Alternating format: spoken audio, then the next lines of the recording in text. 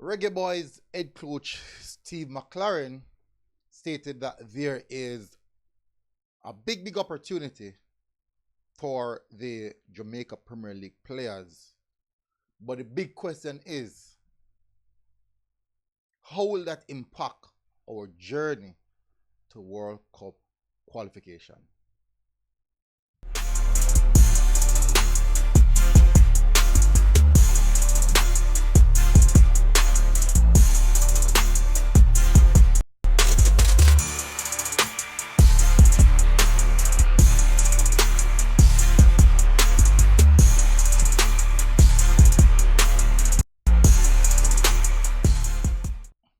So, welcome back, people, to MG Sports TV. Thank you very much again for tuning in. Really are thoroughly appreciate it.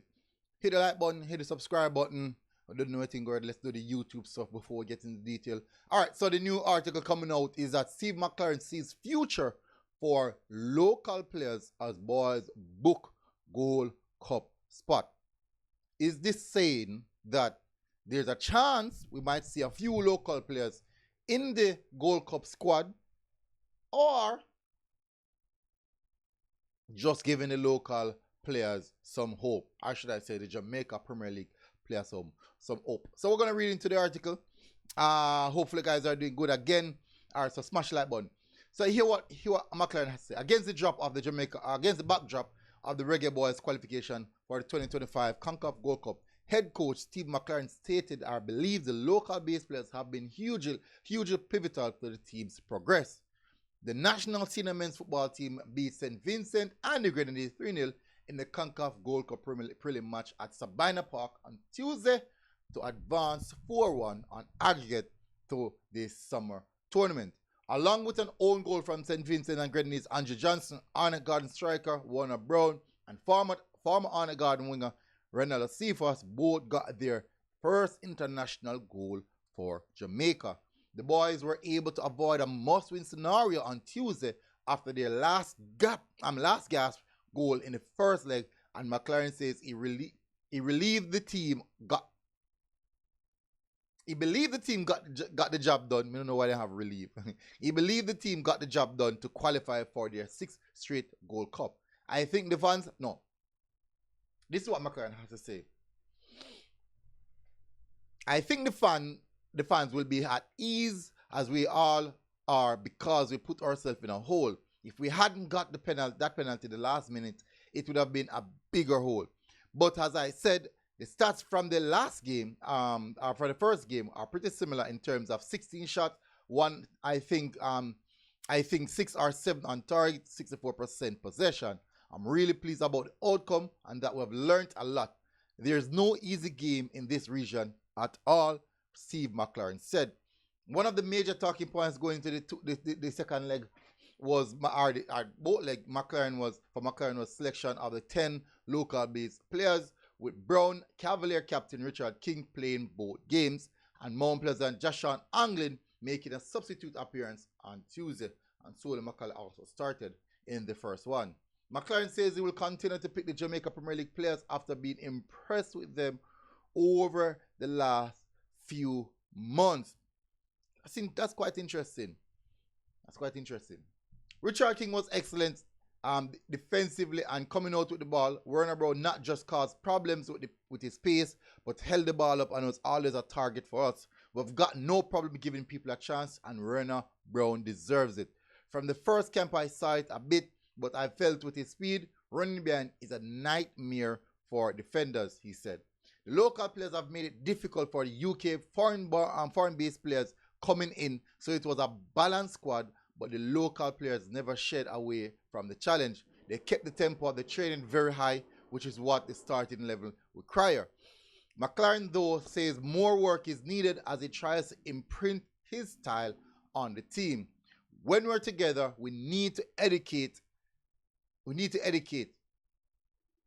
That's what I learned from the camp with the local players. We need to educate them more into how we want to play, how we want to build up, how to make it 3 or 4 at the back, how we want to press. It's about 2 or 3 ways which we've been working on build up and press, and also getting the balance in the midfield, he said. Jamaica will find out their opponents for the Gold Cup. Well, this is not McLaren again. Jamaica will find out the Gold Cup opponents. Our group stage on April 10th, where the draw take place. They will be in part 2 and could face either United States, Mexico, Canada, or Panama, who are the seeded teams for the tournament. Possible USA, draw some more money, more attention to the thing, put USA and Jamaica in the same group, and then put two soft teams in the group. Say USA and Jamaica I got to be the two teams to come out, which I got in fact, draw more attention, more nice, such and such. But that is the nature of the game. It is business. It is business. It is definitely business. All right, so important part. McLaren, one, he said that he'll be using the JPL players going forward. This is after he said, I'm going forward.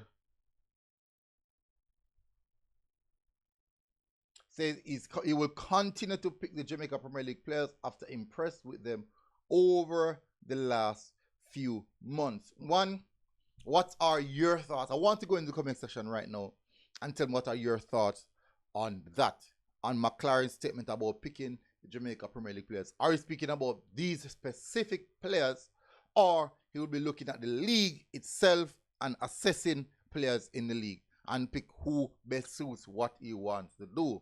Or it's just these players that he has selected. He also said the local players have made it difficult for the UK and foreign-born base players, or should I say foreign-based players coming in. So it was a balanced squad, but the local players never shied away from the challenge. So I do believe that many of the fans won't really take a liking onto that. I have to say, in my view, I really don't know how to approach it. I have to say, yes, both the players that played over the last two games in Richard King and Werner Brown gave a proper account of themselves. I thought Sole did fairly well as well. Unfortunately, that error will stick in the minds of many.